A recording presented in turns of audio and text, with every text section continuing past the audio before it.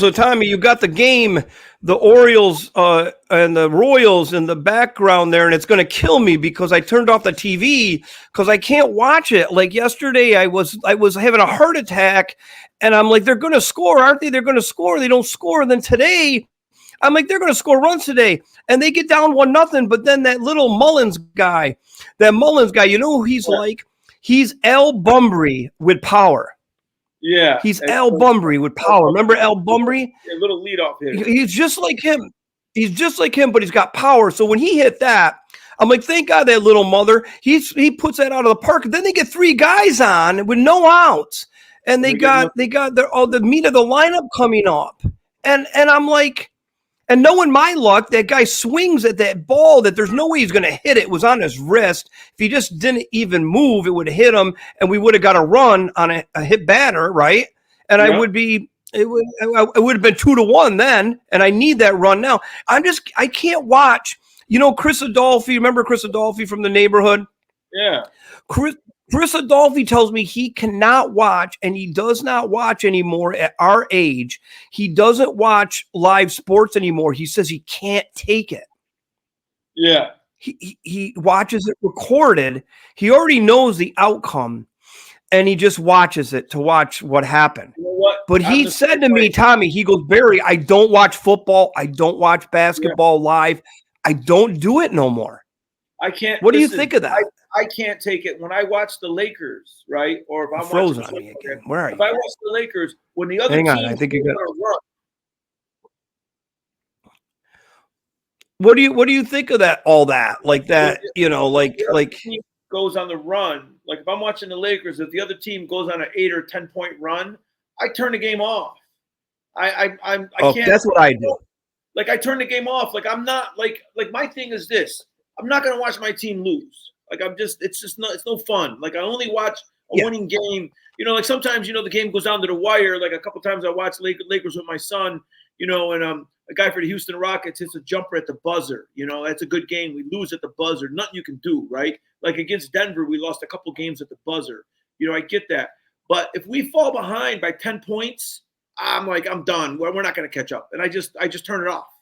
And I'll follow it online. Yeah. I'll follow the score on the phone, you know, and if we start coming back, I'll turn it back on. But I'm not like I'm too old to watch my team lose. I can't do that.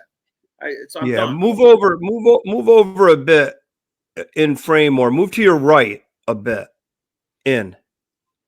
Yeah. I can still see the TV. You keep locking up though. I think it's just, you know, sometimes internet. I think sometimes what happens too is that internet's at particular hours.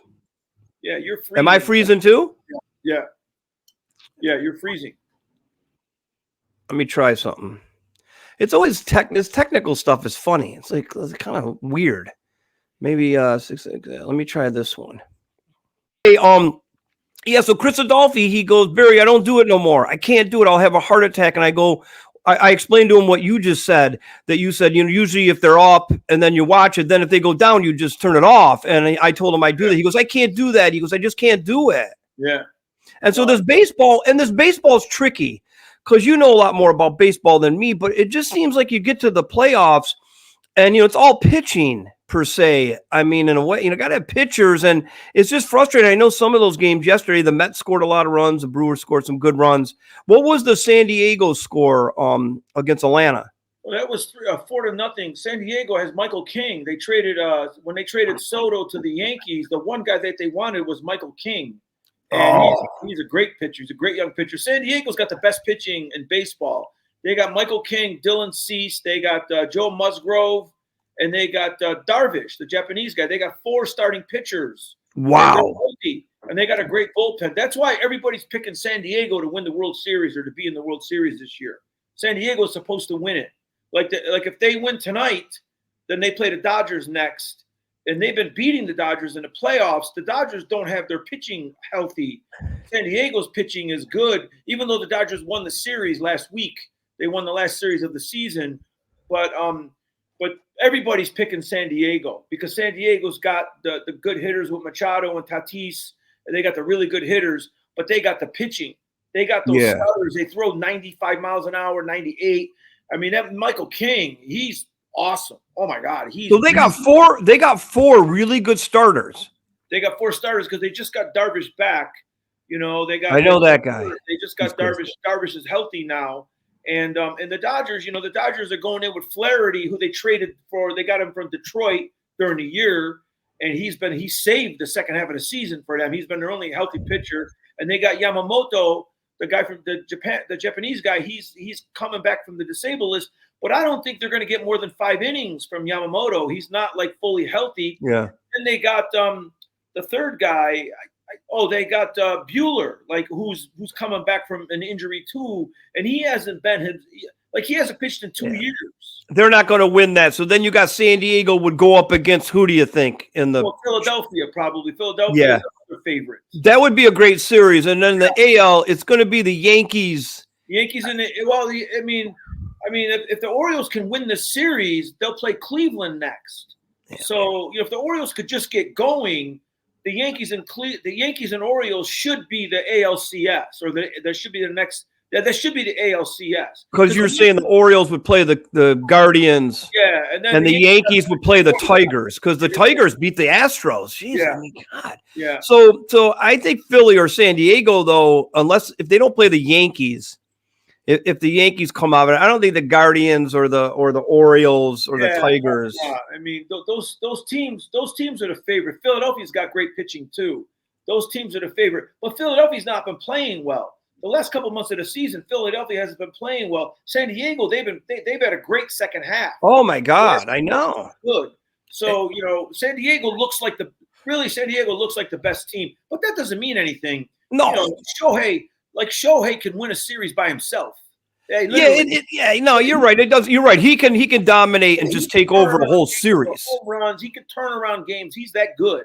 The Dodgers still got Mookie Betts. So the Dodgers have real firepower. I love Mookie. So, let's face it. The playoffs are very sad this year because the guy that we know and we met and we talked to, Pete Rose passed away at 83 years old. And then the same day as DIKEMBE MUTUMBO, other guy that he's a friend of the show.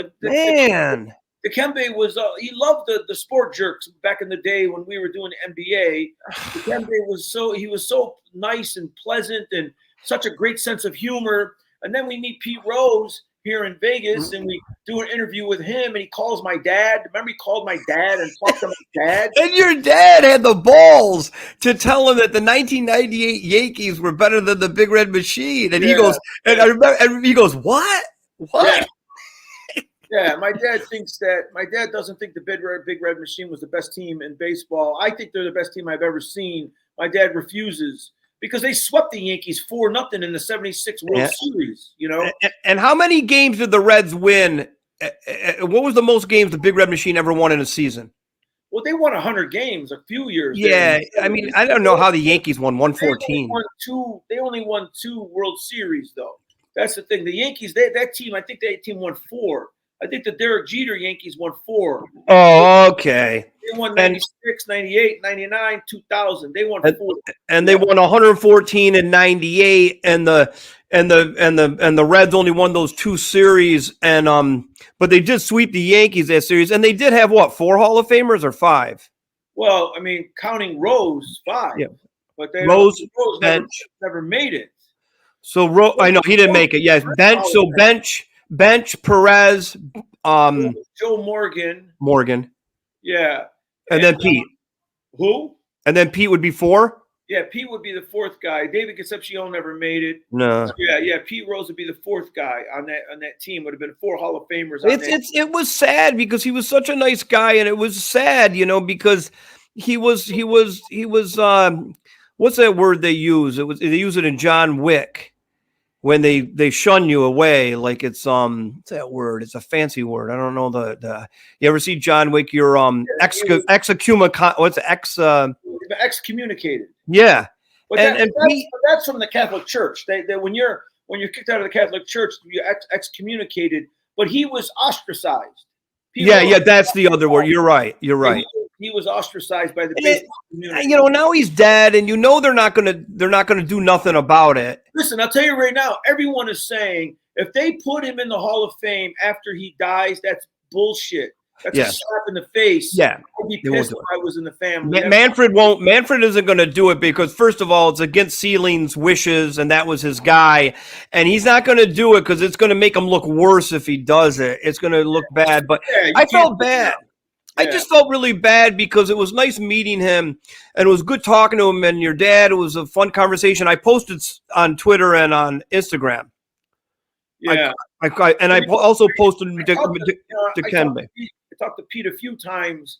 The first time I approached him was about his hits record. He had 4,200 hits, right? Yep. And I told him, I said, Pete, I figured out the only way anyone can ever break your hits record is if they have 21 seasons with 200 hits. That's crazy. And even then, that's not broken. It's going to have to, depending on how many over 200 hits, 21 seasons with 200 hits. That's the only way you break Pete Rose's record, right? So he said, yeah, it's going to be hard to break. And I said, but Pete, I think that the one, I said, when you think of a record that cannot be broken, a record that's unbreakable, I go, everybody thinks of Joe DiMaggio's 56-game hitting streak, right? Everyone thinks it's impossible to break. But Pete, I told Pete this, I said, you yourself hit 44 games in a row. So you came actually in the neighborhood. I remember. Yeah, that's very close. And I remember Atlanta stopped it. And Pete said, he said, the day that I broke my streak, I hit the ball harder in that game than I did the other 44 games. Like he was hitting line drives right at people, and he couldn't get it. So he was only 12 games away. That's nothing for him. So I told him, people think that that record's unbreakable, and of course it's going to be very difficult to break that record. But I think the record that's unbreakable is Cy Young had over 500 wins, and no one's ever had 500 wins. And Pete said, "You're right," but Pete said, "I got another one that's unbreakable." He said, "What about Johnny Vandermeer's back-to-back no-hitters?" He said, the only way you break that is if you throw 3 no-hitters in a row. That's not possible. Yeah, that's nowhere near possible. In fact, I was watching ESPN the other day, and they had a documentary about that guy on the Tigers that had a no-hitter going in 2012, was it, or 5? And the last out, it was a perfect game. It wasn't just a no-hitter. It was Galarraga. Yeah, pitcher. And the umpire on first base was Jim Joyce. Yes, Jim Joyce, the guy with the mustache. Yeah, Jim Joyce. He blew the call, and he felt terrible. Like he felt terrible. Yeah. He apologized to the guy over and over again.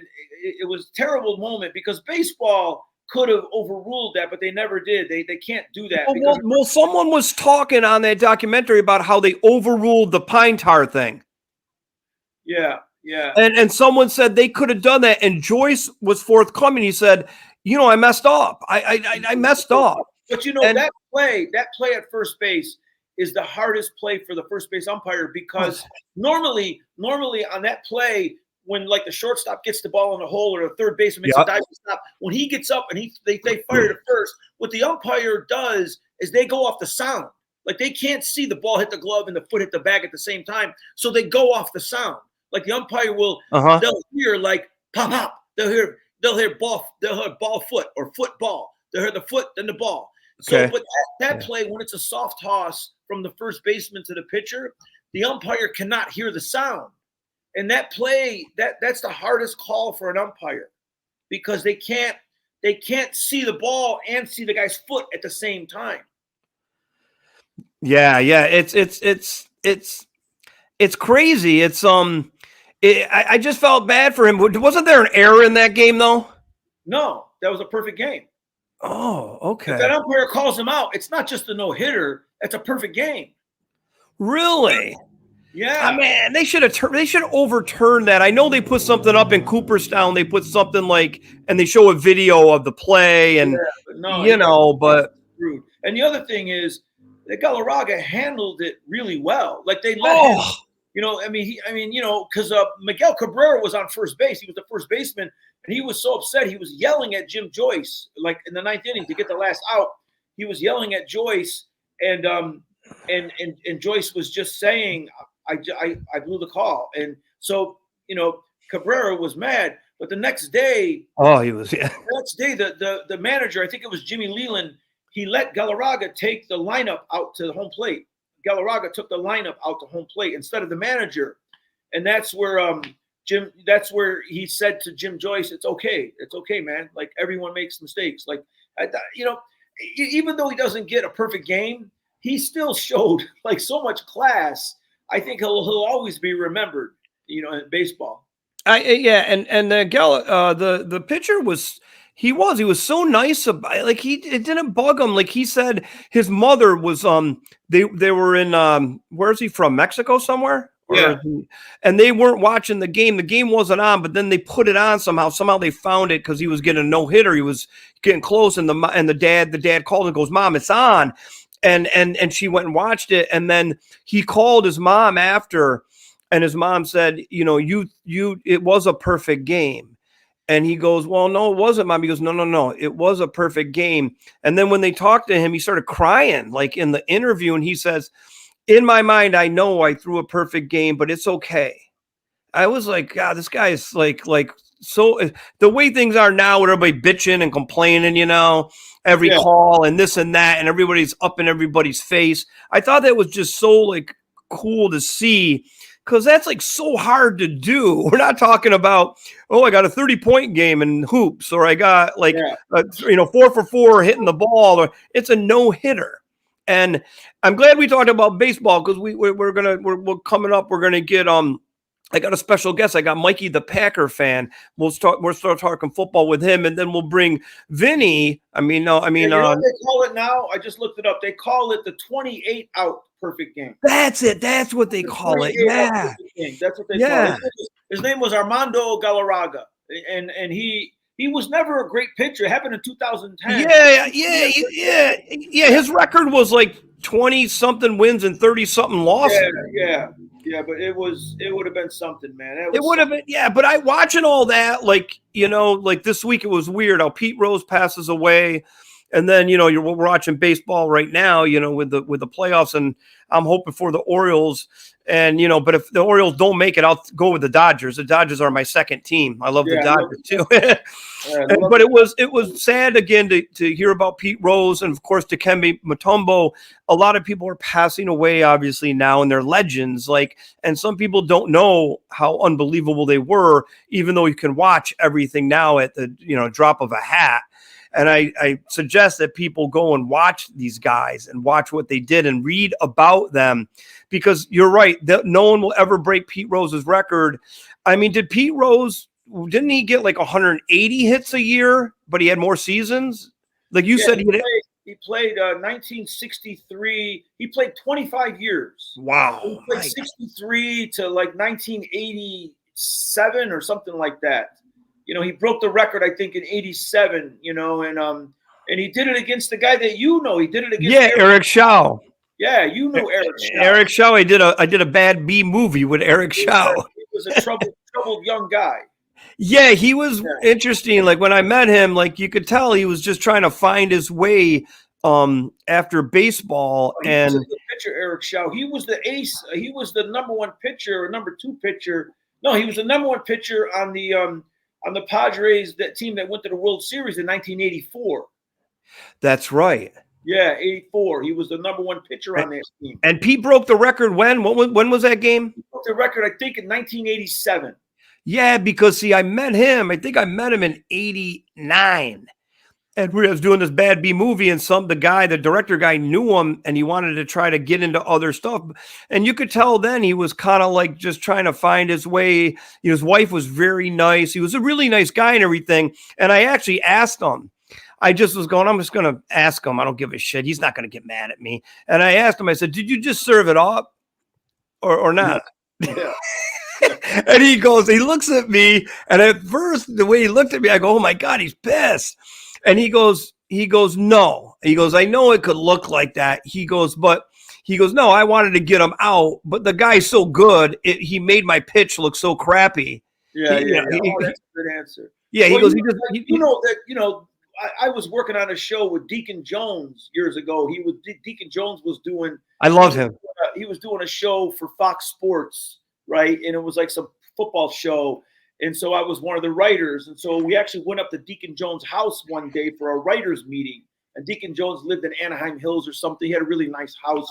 And so we go up to his house, and all the writers are sitting there. And that's when Brett Favre that's when Michael Strahan broke the sack record when he sacked Brett Favre for the sack record. Remember that? Yep. And then and so Deacon Jones went into this long explanation about how Brett Favre didn't take a dive, because back then they were saying that Brett Favre just took a dive so Strahan could get the record. And so Deacon Jones was saying, the tackle went down and then Strahan came around, and he was doing this whole explanation about how it was a legit record-breaking sack.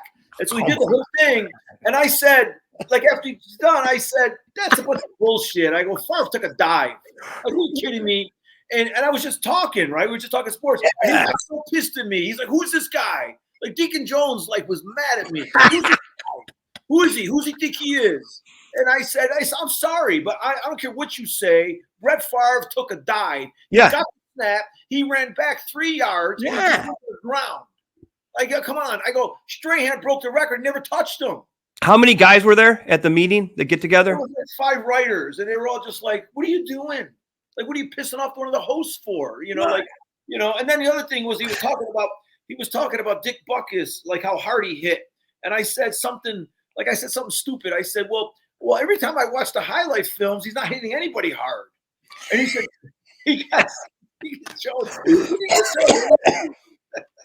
So did he kick you out? No, he didn't kick me out, but he was not a fan. He was not a fan. But the show never happened, did it? No, it happened. Yeah. Oh, it did? Was it any good? Was it any good? It was one of those Fox Sports shows. It was like when the Best Damn Sports Show was on. It was like on that network. Yeah, there was places. But Deacon Jones, I used to love him, even though I was a big Viking fan. Obviously, I loved him. And I got in trouble at confirmation. I might have told you this story when you had to pick your name for confirmation. So I was Barry Patrick Donovan, and you have to pick the confirmation name. Is yours, what is yours? Your middle name, Samuel, yeah. I think. But what's your confirmation name? Dominic, okay. So you had to pick the name, right? Yeah. And I picked Deacon. And everybody was picking all the different saints, right? Or what have you. And I picked Deacon, and a week before the confirmation, the priest called my house. And I lived right across from the Catholic Church, right? Yeah. And he goes, Barry's got to come in with Dolly and Fran. You guys got to come in. I got to meet with you. And my mom goes, what did you do? She goes, we got to go meet the priest at the rectory. I go, I don't know. I haven't done anything. I've been going to confirmation classes. Well, what's wrong with picking Deacon? Well, I got in there and we sit down and the priest goes, okay. He goes, I'll just go really quick right into it. He goes, Barry, you choose names for your confirmation and everybody has chosen a name and everything's fine. But Barry has chosen a name that's a pillar in the church. He's chosen Deacon. And my mom and dad look at me, man, they were going to whack me. And they go, what? And the priest goes, so we're going to have to discuss this. And the priest and my dad goes, why'd you choose that? What are you doing? Why'd you choose that? And the priest goes, well, Barry, why did you? Because it is a pillar in the church. I go, well, there's this football player that plays for the LA Rams and his name's Deacon Jones. And he's a really good defensive end. I love him. I mean, he's not my favorite team. And I still go this whole diatribe about sports. I go, he's not my favorite guy because I like the Purple People Eaters. I go, but this guy, I love this guy. Like if I had another guy like him, and they're looking at me like I'm nuts. Like really, I'm like, how old are you? Confirmation 13? Yeah, right? 12 or 13. Yeah, and I'm just talking sports now, right? Because I'm into it. I'm trying to explain myself through a sports analogy and sports why I like this guy, and then so I go on for like 10 minutes, and I'm trying to win them over. I'm trying to like convince them. And the priest goes, okay, well, I get you now. I understand it. I wish you maybe said that before. He goes, but still, it's not going to go. And I go, well, what do I do? And my mom and dad go, you're going to choose another name. I go, I don't know. I haven't thought about this. I want a Deacon. And I go, I'm not disrespecting, no disrespect to the church or a deacon. And they go, you're going to have to choose another one. I go, well, I don't know what to choose. So the priest goes, how about James? And I go, all right. And that was it. And then the priest goes, thank you for coming in, Mr. and Mrs. Donovan. Thank you, Barry. We'll see you next week at confirmation. I was bummed. I was like, why did they do that to me? Why couldn't I do it? I loved how it sounded. Barry Patrick Deacon Donovan. I think Deacon is a great name. I think it's a great conversation name. Yeah, but well, they wouldn't let me do it. They wouldn't let me do it. Okay, so that's good talking baseball. You know, it was a sad week. It's a sad week. It's something different. Yeah, it was a sad week with MUTUMBO and Pete Rose, and it was good talking baseball, even though I know my Orioles are done. And I love that story that you said about Deacon, and then my story was like, you know, the bummer story of Deacon Jones, and I don't know. I just was, you know, we were always different, so I just was doing different things, and people would look at me like you're crazy, and I'm like, what do you mean? It's a name. Yeah. There's a guy with a name. He's got a name, Deacon. But it didn't happen. So look, so last week, as you know, you picked the Packers over the Vikings. You took the minus the points on the Packers. They almost made an amazing comeback in that game. And you told me that if the Vikings pulled it off, you were gonna get on the Skull train. You were gonna get on the Skull Viking train. So my buddy Mikey, who's a Packer fan, we go watch the games at the bar. So he's coming on right now. I'm going to get Mikey in here, and oh man, he was he was pissed, and I don't blame him because there was a possibility they're going to come back. So let me get Mikey in here, and what's going on? Let me change. I got to change the windows up here. Hang on, Mikey. Let's get Mikey in. There he is. So Mikey, meet Tommy T. Hey. What's going on, Tommy? How you doing? And so Mikey, like, I want you just to get in. So we go to the game, we get to the bar, and we get our corner, and we get the game on, and we're there, and I'm like, you know, I'm like always kind of concerned about the Vikings no matter what. I'm like, it's the Packers. It's in Lambeau. They're probably going to lose. And all of a sudden, they just start coming, and they start coming. But this is Barry D. Barry D. being a lifetime Vikings fan. This is how it works for a lifetime Vikings fan. I remember years ago, Larry King was a Red Sox fan. But before the Red Sox won the World Series, Larry King was on a talk show, and he said, "Let me tell you how bad it is to be a Red Sox fan." He says, "We could be in the 7th game of the World Series. We could be up 10-0 in the 9th inning." And the other team's coming up, they're down 10-0, and they hit a ground ball, and we make an error, and a Red Sox fan will turn to the other Red Sox fan and go, "Man, we're going to blow it now."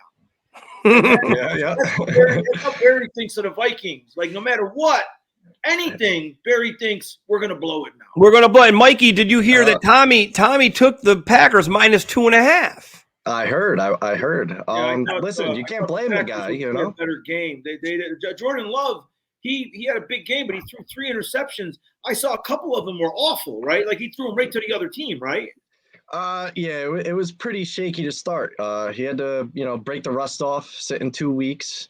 He's still playing. He's playing banged up. I get it. You know what I mean? He's got a sprained MCL. You saw that brace on his leg? That thing was hefty, man. Yeah. But yes, a couple of those interceptions were really rough. The one to Watson, he threw into triple coverage. I was like, oh my God, what are you doing? You know what I mean? But we turned it around in the second half. Unfortunately, it's hard to win football games when you don't come to play until the third quarter. So and then and the Vikings. I mean, the Vikings are red hot. I mean, Darnold. I mean, Darnold's got all his receivers now. He's got Addison was back. Yeah, that guy Jalen Naylor, who replaced Addison. Now he's like the number 3 guy. So they have 3 really good receivers. Wait till the Vikings get Hawkinson, the tight end, back. They're going to be tough. They're going to be really tough. Yeah, they're a wagon right now, man. Let me tell you. And I knew Mikey was bummed out because, Love was obviously not 100% and Alexander was out, so he wasn't guarding JJ. The Vikings had some guys out too, though. Like TJ, like Tommy said, Pace was out. There was a few guys, but name is. Ask Barry what Alexander's first name is. Jair. He can't. Like, he can't say it. Oh, you can't say it? Jarood. I think I call him Jarood. Jarood Alexander. But Mikey, like, it was a fair game. Like, even though Love was definitely not 100%. I would want to play 100%. But I want to ask Mikey because, after watching the game, your defense is good. So it means the Vikings got a pretty good offense. But also your offense is good, really good. And Watson's going to be out how long? They didn't put him on IR. They came out today saying they weren't going to do that. So I would guess maybe 2-3 weeks. That's my guess. What is it? High ankle sprain. Oh, okay. Yeah, you can come So back. yeah, you can play with that. When they say high ankle sprain, it makes me laugh because Micah Parsons just got a high ankle sprain. But here's the thing: I've never, ever, ever, ever heard anyone say he's got a low ankle sprain. That's never been said. Yeah, exactly. Yeah. Well, a low ankle sprain used to be a sprained ankle. Yeah, they used to call it a sprained ankle. Low ankle. So, why so don't Mikey, they just say, like, football's so weird. They always got to do this. They always got to come up with these terms. Yeah. Like, why can't they just say sprained ankle? Why do they? Where do they come up with a high ankle sprain? That's like so weird to me. I guess that what they were trying to do was they were trying to like. I guess the theory is the high ankle sprain. If you sprain the higher end of the ankle, it's a worse injury than a lower one. So they want to make sure. There's never been a low ankle sprain. They've never said. They never said he's got a sprained ankle, but it's not a high ankle sprain. You're right. They don't say. They don't just say ankle sprain or low. You're right. It's sprained ankle. Give us a break. So Mikey, I want Mikey to let us know. So regardless of the way the game went, we all know how it went. Right. And they came back and they got a lot of yardage in the second half. The Vikings started playing a little prevent. But what do you think, Love? Like, I want to ask you because I don't know. Like, do you think now, after looking back, should he have played or not? Honestly, going against a division rival like that, if they thought he was good enough to play, I'm not going to knock him for playing him. I mean, honestly, like I said, once he broke the rust off coming out in the second half, first of all, we could talk about the receivers too, because a lot of that wasn't. I mean, ball placement could have been better, but the first half, I mean, they were dropping balls. What did they dip their freaking hands in Crisco? I don't understand it. I mean, yeah, there's a lot of low balls there, but your job is to catch the ball. If it hits you in the hands, why aren't you catching it? You know what I mean? And they have that problem sometimes on that team. Like Watson had a terrible start with dropping passes, and they also got the Dontavius Wick, right? That's John Wick's cousin, right? They got that guy. Yeah, that guy. Man, he had one in the end zone, man, and it hit him right in the chest. And the guy just bobbled it. I was dumbfounded by that one. Yeah, that is a good point, though, Mikey. It stopped a lot of drives. A lot of those they couldn't catch the ball. He was getting it there, but when I was watching it, part of it, I thought, I don't want to blame the receivers completely. It seemed like because Love wasn't planting. Hey, Barry, look over my shoulder, Barry. Henderson's up. Look at this. Henderson's up for the last out. It's over. It's over. I don't want to fucking watch it. They stink. They stink. But I think what I wanted to say about Love was, I know that those guys they should have caught a lot of those balls, but do you think part of it was you could tell he wasn't really landing on his front and pushing through, and some of the balls, if you look at them, they were diving down, right? Like, lower, even though you still should be able to get the ball, but I don't know. Like, I think it's okay he played, and I guess he should have played, but part of me is like, maybe Willis would have been. Hey, what did you think of Willis as a backup for a couple games? Did you like him as a backup there? I thought he was okay. I thought he was pretty backup, right? I didn't know what to expect at first, coming in.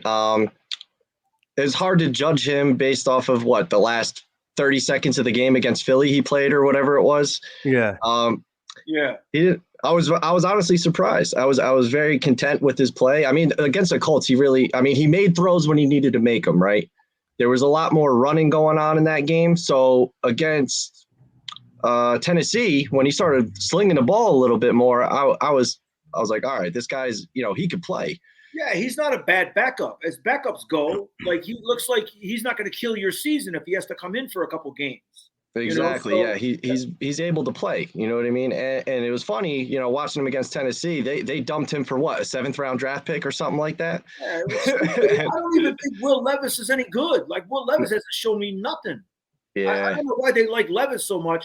I liked what Malik Willis said about going back to play Tennessee. The reporters tried to ask him during the week before the game if he's got a vendetta against Tennessee because they let him go or they gave up on him, and they were trying to create some kind of controversy. And Willis said, "No, I got nothing against Tennessee. They gave me a chance. They drafted me in the NFL." He said the owners treated me. He said, he's this greatest line. He said they paid me while I was there. Yeah, exactly.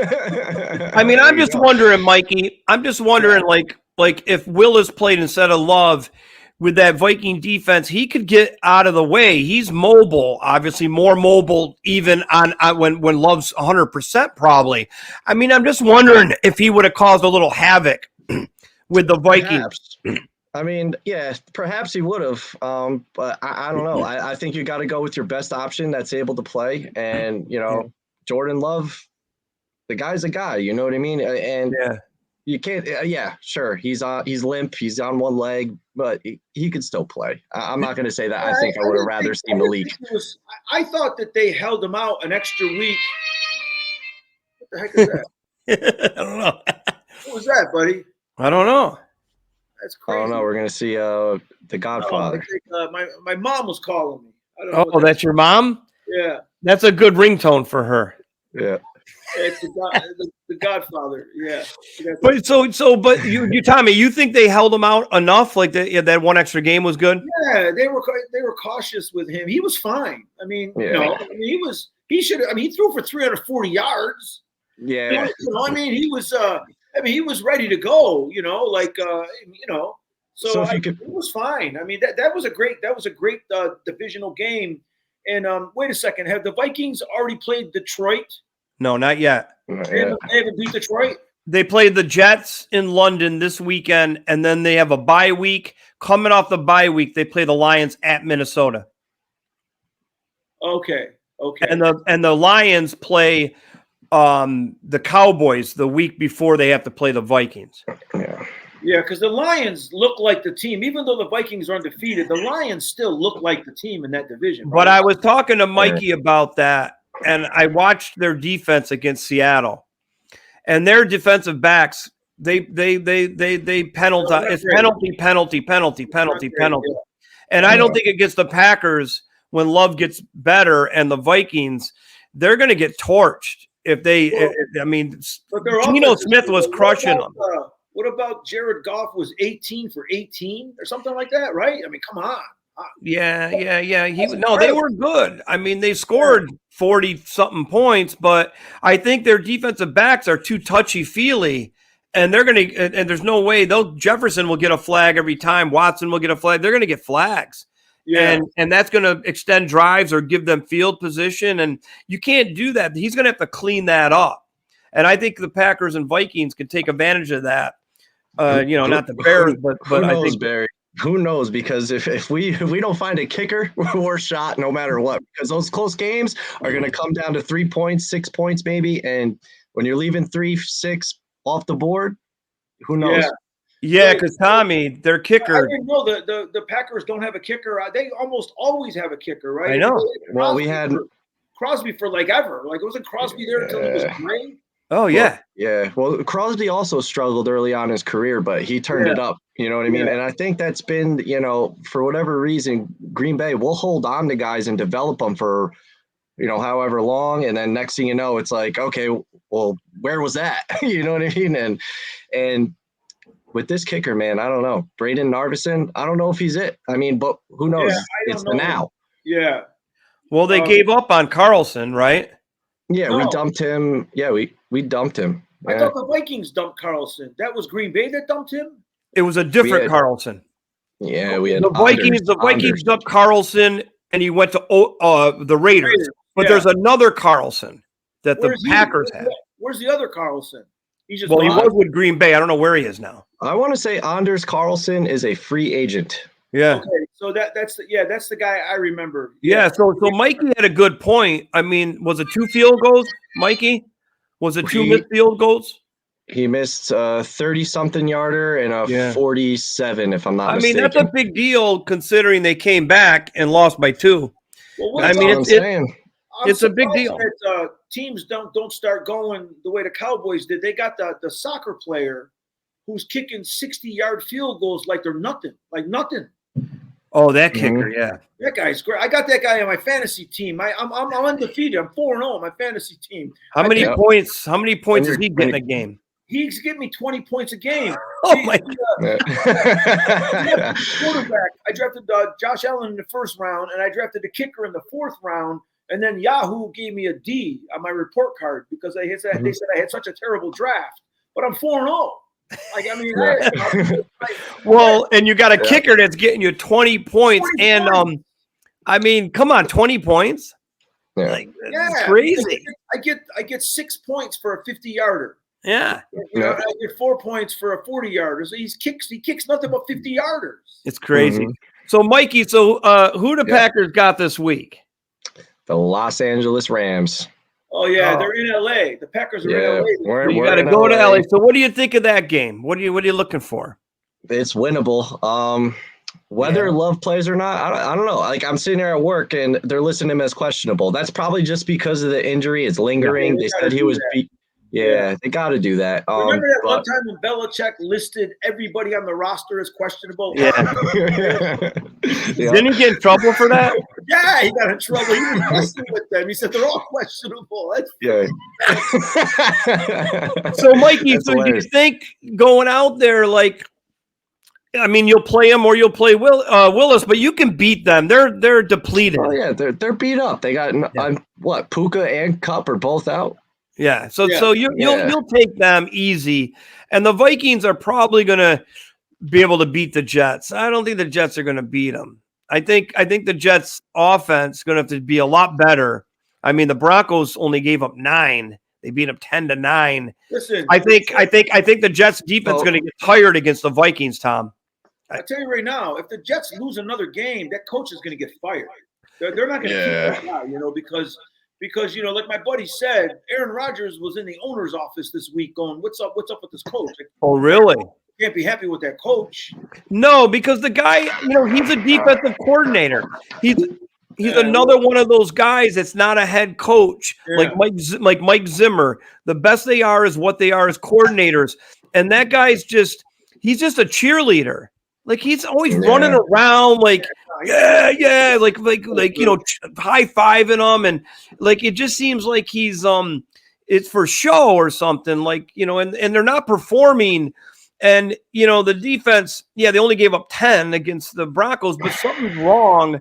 Who's the offensive coordinator for that team? For who? The Jets.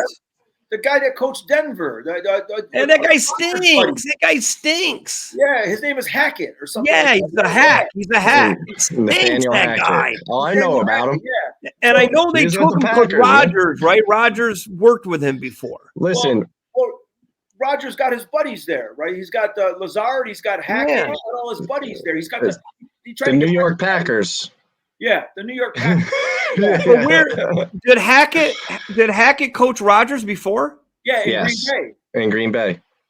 How was the offense then, Mikey? It was good, right? It was good. Yeah, it was good. It was real good. There's no complaints there, really. I mean, but it's tough to say because, whatever play is called at the line, Rodgers was changing it no matter what, really. I would say 80% of the time he's calling an audible. He's crazy, that guy. He's crazy. He doesn't like, care. You're the coach, you're the guy watching up in the box. I don't care. I'm on the field. I see what I see, and that's how it goes. So, I mean, that's the way it is. Mikey looks like he could be Rodgers' younger brother or something. Yeah. He looks like him. Yeah. He could be. He could be Rodgers' younger brother. So the Rams will probably fall to the Packers this week. And I think the Vikings will beat the Jets. It's going to be one of those, crazy games in London. I'm going to have to get up at 8:00 and I'm going to have to go get a coffee and a breakfast burrito and a bagel. Eggs and eggs in my house, Barry. And an egg, and then watch that game. It's so ridiculous. And you know what I don't like about those games? Yeah, I hate it that it's on at 9:30. But Tommy and I know when the West Coast, you'd watch the game at 10:00 in the morning anyway. Yeah, it was at 6:30 in the morning. Yeah, right. But the thing I can't stand about those games in Europe is all those people. They give them the jerseys. They give them the jersey to put on, and they're all in there. They got no idea what's happening. They only know about field goal kickers. They got no idea, and they're all got their jerseys on like they're fans, and you can tell they're not fans. It's just I don't like it. I hate it. Yeah. Like, I'm a Viking fan. Yeah, I'm a Jeff. You're not even. There's a few that I'm sure are fans, but you can tell it's kind of like they're filling in with extras. They're paying them like $50 and giving them a ticket to go to the game. I've been saying for years, the only people that are going to these games, especially baseball games, somebody's got to be. There's 50,000 people in these stadiums who's going to watch those games? It's like watching paint dry. And Yeah. I'm a football fan. Yeah. Someone's giving them the tickets. I mean, who's going to those games? It's ridiculous. It's ridiculous. So, Mikey, you know, you're not defeated yet. You're confident. And still plenty of wind in the sails, man. A lot of season left. You're right. There's a lot of season left. I know you're surprised by the Vikings. I think. Well, you guys are listen, 2-2, right? You guys are we're 2-2. Yeah. Yeah. No, that division is the best division in football. There's 3 teams that should be in the playoffs in that division, right? Yep. And absolutely. The NFC East is not a good division. Whoever wins that division, they're not going to be a wild card. The Eagles and the Cowboys, if they don't win that division, they're not going to make the wild card this year. Yeah. The Eagles suck too. The Eagles are no good. They can't stop anybody. And then the West is kind of iffy. You know, the Rams aren't doing good. The Seahawks got beat. You know, Seattle's pretty good. I mean, they don't have a defense, but they're pretty good. I like that Geno Smith. I like. Oh, he's great. Yeah, Seattle, man. Smith. So that division, the NFC North, you know, there's a very good chance that the person in that division that ends up coming out and is hot could easily make the Super Bowl. I'm trying to think if there's any other team, you know, if the Eagles and Cowboys falter, you got the Commanders, okay, and then the West will be probably San Fran. And then who else we got left in that NFC that's any good? Nobody. Right? Nobody, right? Yeah, I don't think so. South, they got Tampa Bay and Atlanta. No one's coming. Tampa Bay is kind of on a roll, though. They're not bad. No, they're not bad. You know, they beat the Eagles pretty easily in that game. That wasn't a hard game for them at all. But but compared to, you know, Detroit or the Packers or the Vikings, that's going to be tough. I think the Vikings right now to win the Super Bowl are plus 1,700 still. That's pretty good. That's odds that I took in the beginning of the season with Green Bay. It's somewhere close to that, but yeah. Is that what they were? Speaking of which, where's the father? Because I need him to bless my bet. I've been taking a beating all season. He's not blessing nothing, man. He's going to come in a while, but last week he tried to place some bets, and he was 0 for 3, I think. He was 0 for Sunday. I got to look at this. He had who do you have? He had the Saints. They lost, right? He had the Giants. But see, this is what he did, Mikey. He doesn't get it. He was just playing a straight up money line. Like, and Tom was smart. Tom took the Giants plus 5.5. Yeah, so when he missed that field goal, I covered that one. Yeah, so he lost the Saints, the Giants, and the Cardinals. He got beat. He had 0 for 3. Tommy was 2-1. Tommy had the Giants plus the points. He had the Pack minus. And then he had the Falcons. The Falcons won, right, T? Yeah, the Falcons covered, yeah. And then I had the over on the Lions game. That game was the easiest game of the week, the over on that game. And then I had an over on the Cardinals. That went over. And then the Ravens, I had the over, but it was off by 1 point. So I was 2-1 too. But he's not blessing. Tom and I are making good moves, but he's not blessing nothing, this guy. No. Like Tom keeps saying, when are you going to give us some kind of advantage? And Tom keeps saying he's not really focusing on the blessing. Well, he's a hard-nosed priest. You know, We're going to kick him to the curb probably because he's just not performing. It's like, you know, and Tom and I were not doing good the first few weeks, and he was like talking smack, and he thought, I'm going to make some bets now. And he was 0-3 this week, so I think he's going to be a little like, you know, okay, you know, I don't think I want to do this. I'll try to bless your bets, but he's funny. He's got no idea about anything with football, and Tom and I know that, and we just want like the conduit to get the favor, but we're not getting nothing. Tom and I, we get ugats from him. It's like nothing from him. Somebody needs to hit me with some holy water. I got to exercise some demons here. But you're like, you know, but Mikey likes doing in-game parlay. Oh yeah, I don't know how you guys do those in-game things, man. He loves it. He's good. He's pretty good at it. I hit a game, and then you would say, I got to go here. Like you watch the game going. Like if you got the second half, then you would have won big, right? Maybe. But I do. I place my parlays all before. I don't do in game. No, not really. Oh, I'm sorry, not in game. He does what do you call that? That parlay? What, player props? Same game parlay, right? Yeah, same game parlays. Yeah, same game parlay. I'm sorry, not in-game parlay. Okay. So Mikey does like first touchdown or usually any touchdown. This guy, any touchdown. Like, what was your one you had with the Packers against the Vikings? Let me pull it up. I honestly forgot. I think you hit everything but the Packers. No, I didn't. No, because Watson got hurt. I think I lied. I had a Romeo Dobbs anytime, just because he hasn't really been active. I wouldn't say active. I'm saying he hasn't scored a touchdown yet this season, I don't think. Yeah, you had Romeo Dobbs, anytime touchdown, Watson, anytime touchdown, and then the Packers to win. I got it right here. Green Bay money line over 44.5, which is the only leg that I hit. I had Romeo Dobbs anytime and Aaron Jones anytime, and that would have paid me huge. And it seems really realistic when you hear that. You know what I mean? I'm like, all right, I was like, this is in the bag. I was like, you ain't got it's settled. They might as well pay me at halftime. But then, oh my God, Barry, what time did I switch to liquor? Late in the second quarter? Yeah, he was bummed out. He switched to liquor, and then he got all excited because we were coming back, and he's running around the bar. I was, and he was like, "I'm going to come back." So, like, how much did you lay on that same game parlay? A C note. And how much would it? We bet C notes, Barry. And how much would it have paid? I think at that was $1,300. I mean, I like, and he's right, Tommy. When you hear it, Watson to score a touchdown, Dobbs. And then the Packers on the money line, and then the over. I mean, that's just 4 little bets. Aaron Jones too, right? Aaron Jones. Just Jones and Dobbs to score. Then I had over 44.5 and the money line. Oh, you had Aaron Jones too. Yeah, correct. No Watson.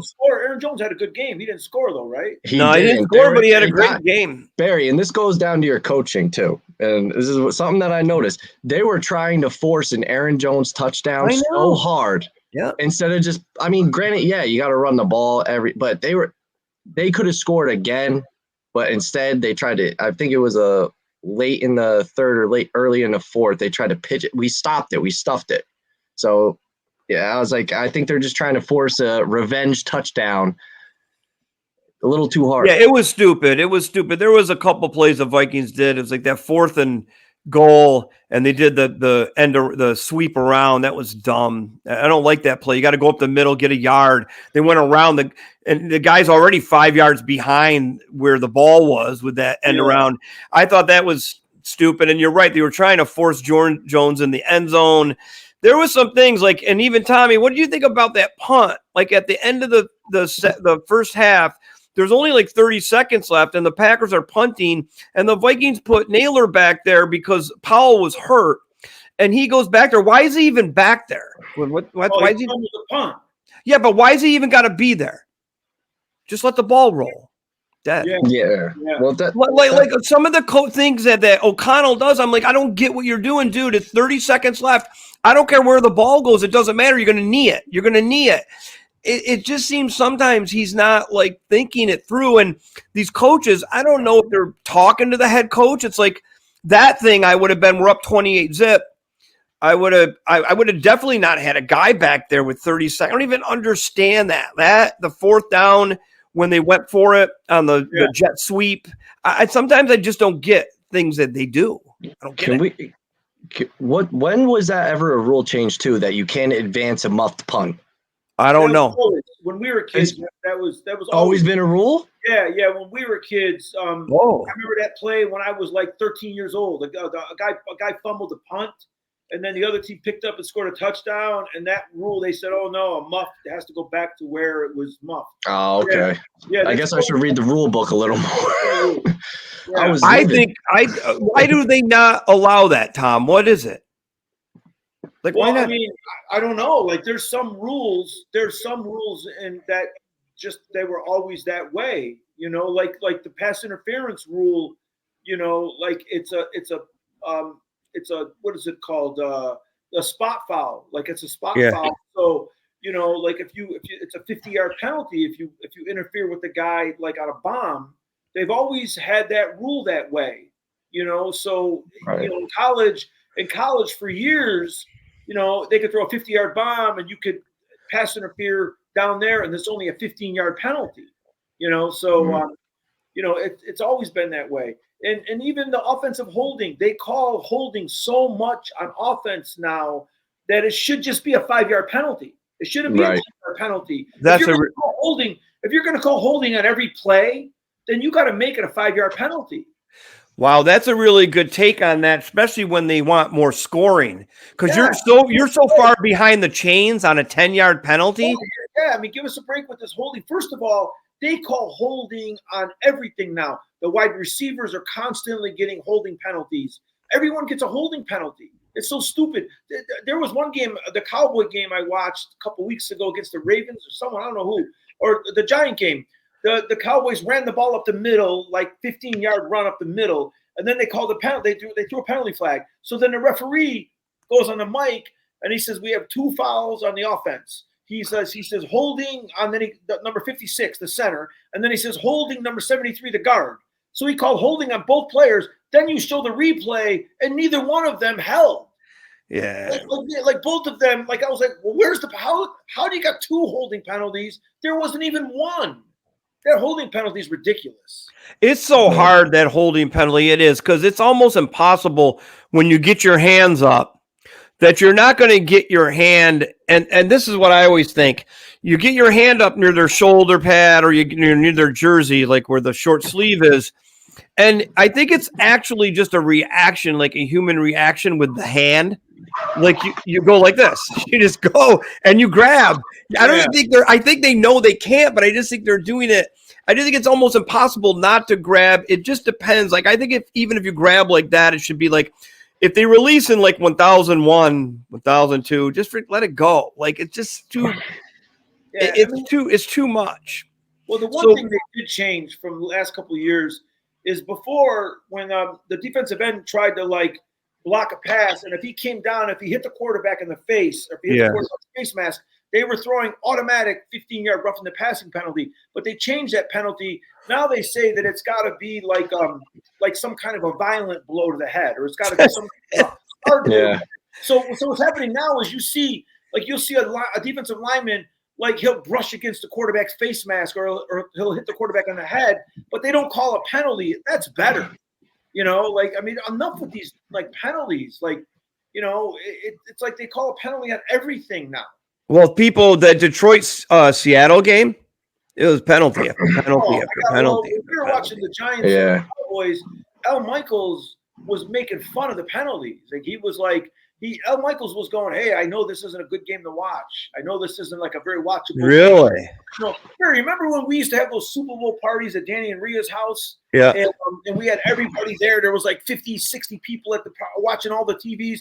I remember one time we were watching the game, and they were throwing penalties. And Rhea, who doesn't watch the game, she said, I don't know how you guys watch this sport. She said, none of the plays count. Because none of the plays count.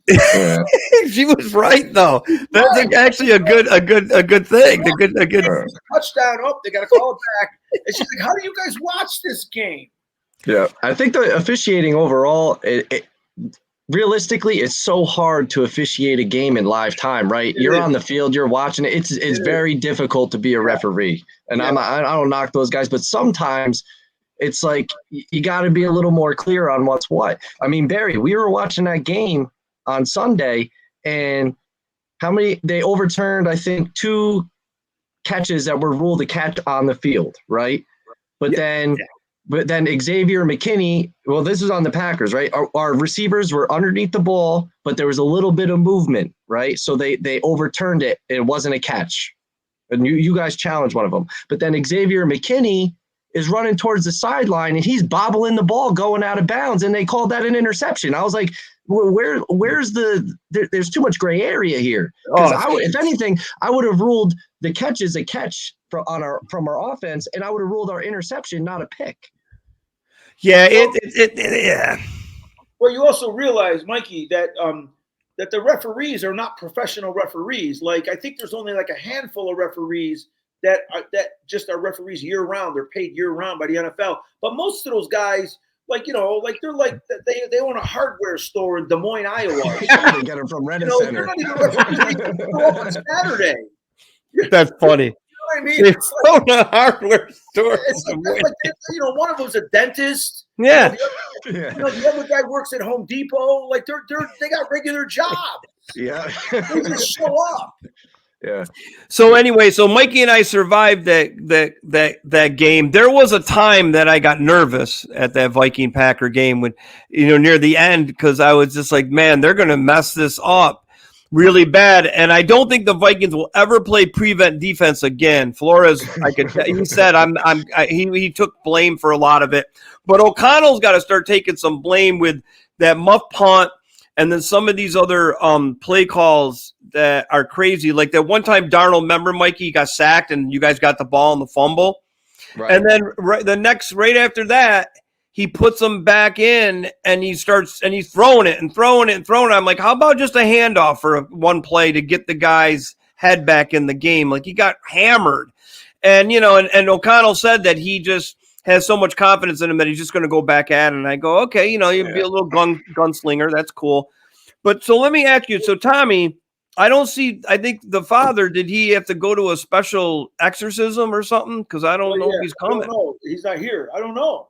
So maybe we should just do the bets with Mikey fast. Yeah, let's do the bets because I got to run anyway, Barry. So let's get the. That's what I'm thinking. You got to get out of here anyway. So so Mikey, what Tommy and I do is I pick 3 overs. He picks 3 sides. You can pick 3, whatever you want to do. Okay. You know, sides. You can combine them, or you can just do sides or whatever. So let's have our guest Mikey go first, and I'll write down your picks, and then we'll take a look at them later. Mikey. Mikey, you're basically Father Tony today. Okay, all right. So, and maybe Mikey's going to be the lucky charm. Father Tony, you know, I think what happens, he gets backed up sometimes on confessions, and he forgets, or he's like doing some other kind of stuff. Like who knows what he's doing, that guy. But anyway, Mikey, give me what you're thinking this week. All right, so I like Minnesota minus a 2.5 at home. I like Minnesota minus 2.5 at home. Not at home though, Mikey. It says New York Jets at Minnesota Vikings. Yeah, but it's in London. It's in London. Oh, I see what you're saying. All right. Yeah. I'll still take Minnesota minus 2.5. They're a wagon. Okay. I get it. Go ahead. I'm scrolling down the games list here. I hear you. It's kind of caught me off guard. Yeah, I know. I was expecting to make picks. All right.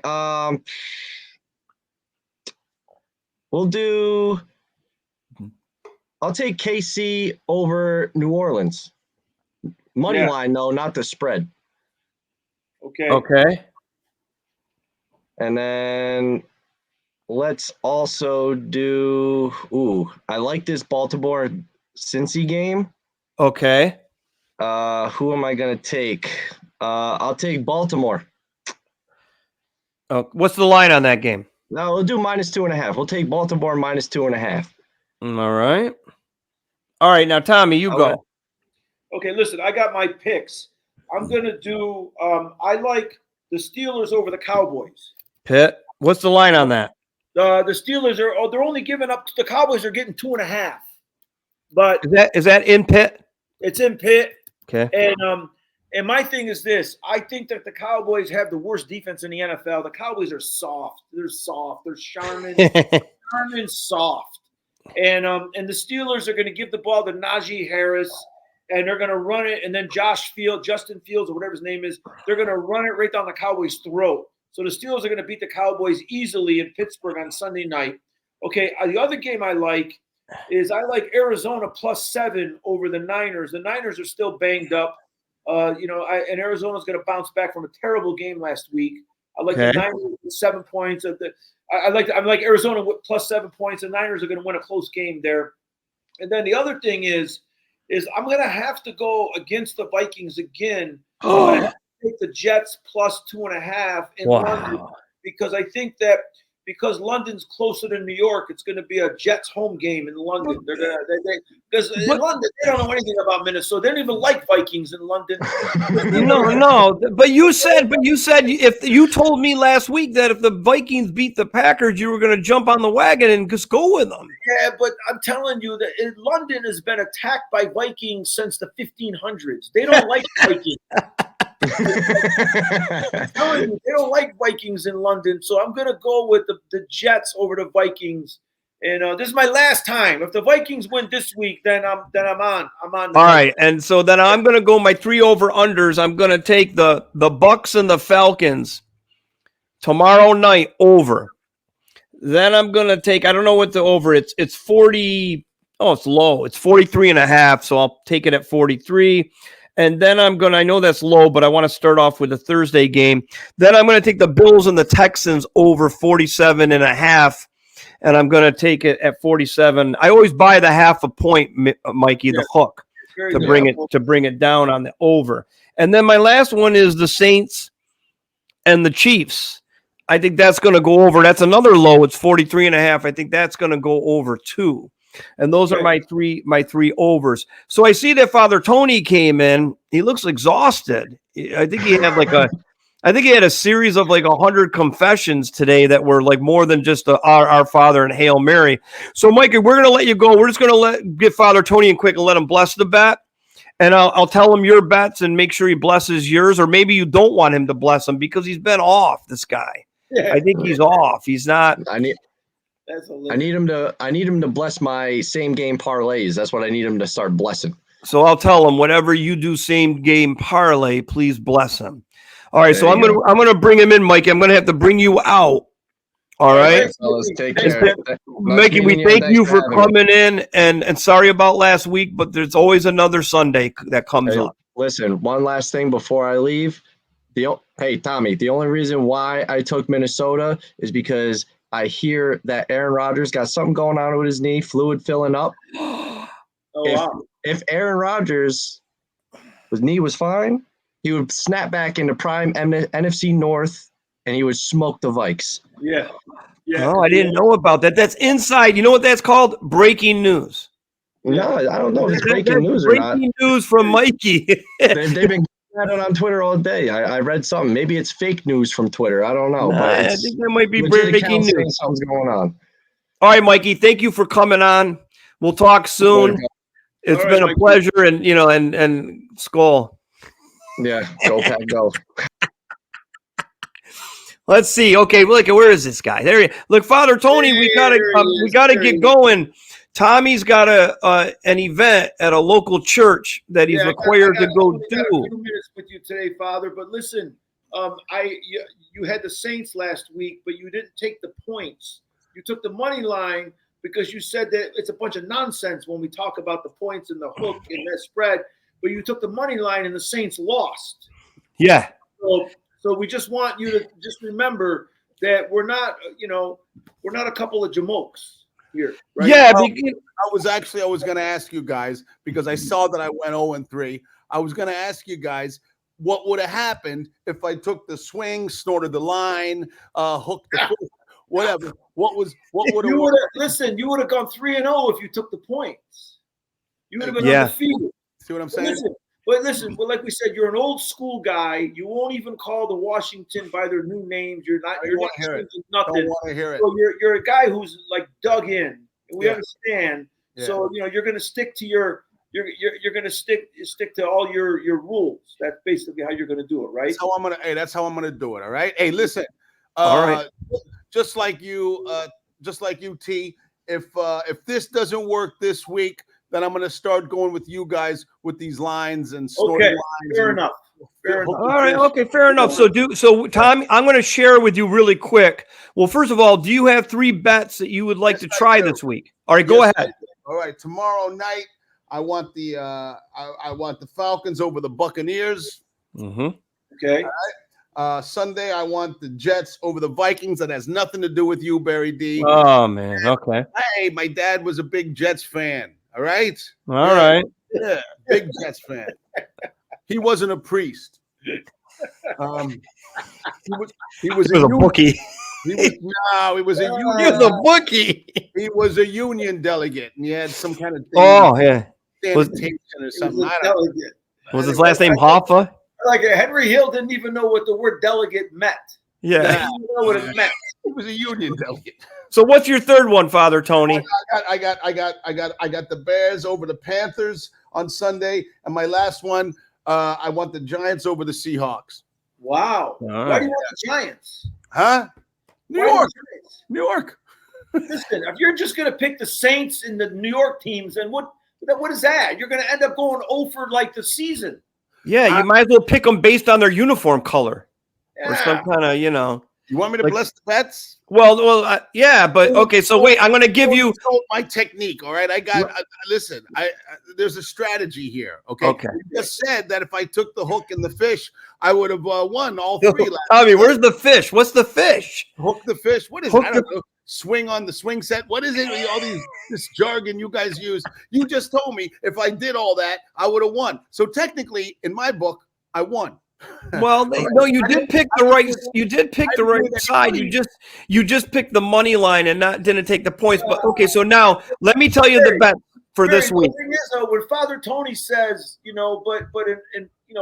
but in my book I won. You realize what his book is, right? There you go. Yeah, come on. No. The book. The book of all books is his book. Yeah. All right. So Father Tony, here we go. Week 5. So Tommy's got where's Tommy? Steelers. I got the Steelers over the Cowboys because the Cowboys are soft, like Charmin Ultra Soft.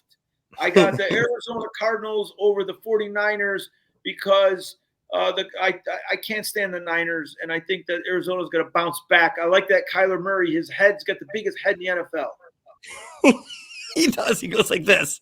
Got the biggest head in the NFL. And then my last pick was the Jets over the Vikings because it's in London, and it's going to be a Jets home game in London because the people in England hate Vikings for centuries. So that's kind of like a Father Tony analogy there. Father Tony, you like that one? I like that one. You like that one? So then, and then Father Tony. So that last bet, you're betting with your heart instead of your head, just like me. All right? Yeah. I love when people say this. Listen, I bet whichever way is going to win me the money. I got I got the same bet. Okay. No, that's true. So, and then Father Tony, Mikey, a Packer fan, Mikey, who was just on, who still hasn't got over last week's game against the Vikings. I'm a Viking fan. He's a Packer fan. We watched that game at the bar. He's still a little troubled by it. Mikey, we let Mikey do some picks here, and Mikey's got the Vikings plus 2.5 because he's jumping on the wagon now, even though he's a cheesehead. And then he's going with KC money line. He's going to take the Chiefs on the money line, and then he's going to take Baltimore, the Ravens, minus 2.5. Those are his 3 bets, and he requested a special blessing from you because he also plays a new jargon that you don't know that's called same game parlays, which is we'll get into talking about that another time. That's a whole nother gamut. And he said, I got to take a nap with all this. Yeah, I know. And so he asked me if you could please bless those 3 bets I just said that he was going to bet, but also bless his same game parlay that he'll do on Sunday. Okay. Can you? And for Mikey, I'm going to do it like you did it last week. I got a great blessing for us, and this one's going to come through for all of us, I'm sure. So you don't want to do a special one for Mikey? I'm just going to. Okay. Normally, Patrice said, yeah, do a Mikey. There you go. This is for your parlay. Hail Mary, full of grace.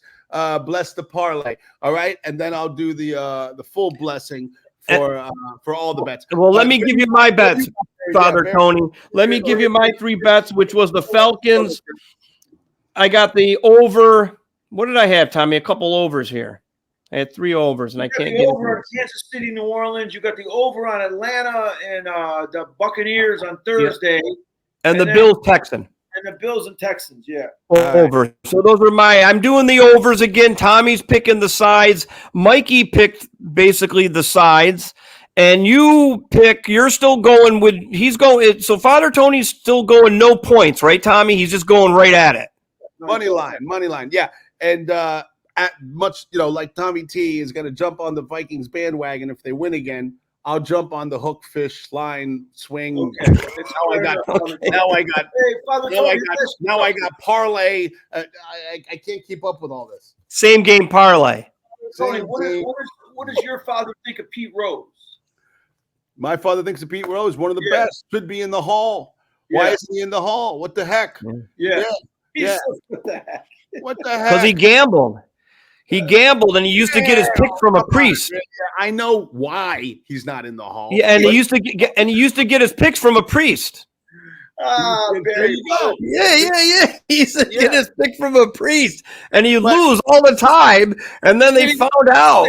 Barry, did he get his picks from a priest for real? Greatness cannot be overlooked. No, you're right, buddy. You're right, Father Tony. Right. All right, so Father Tony, can you bless everything? And we're sorry to go quickly here, but Tommy's got to go to a church event. He's actually a member now of this church. He's got like some kind of potluck dinner to go to. And real quick here, I wanted to get a smoker for my Thurible. I asked one of the guys, one of the little kids in the neighborhood, his name is Jamal. I said, hey, you got to go get me some stuff for my Thurible so I can do some smoke for the blessings. And he brought me, you know, something that was in an unmarked bag, but it wasn't sage. So I got to go too. I got to go find out what was in this bag. So I don't have the smoke, I'm sorry to say, this week, but everybody bow their heads. We're going to do the blessing. Okay. Glory to God in the highest, and on earth bring us goodwill. We praise you. We bless you. We adore you. We glorify you. We thank you for your blessings of these bets in nomine Patris et Filii et Spiritus Sancti. I got the bell. Again, from your lips to God's ears. Right, that's how we're going to close that out. We're going to get in trouble for this someday. We're going to have to answer for this. Okay, thank you, Father Tony. Thank you, Barry D. Thank you, everybody. Good show. Thank you, Mikey, for coming on. I'll talk next week. Adios, everybody. Thank you, Father. Bless.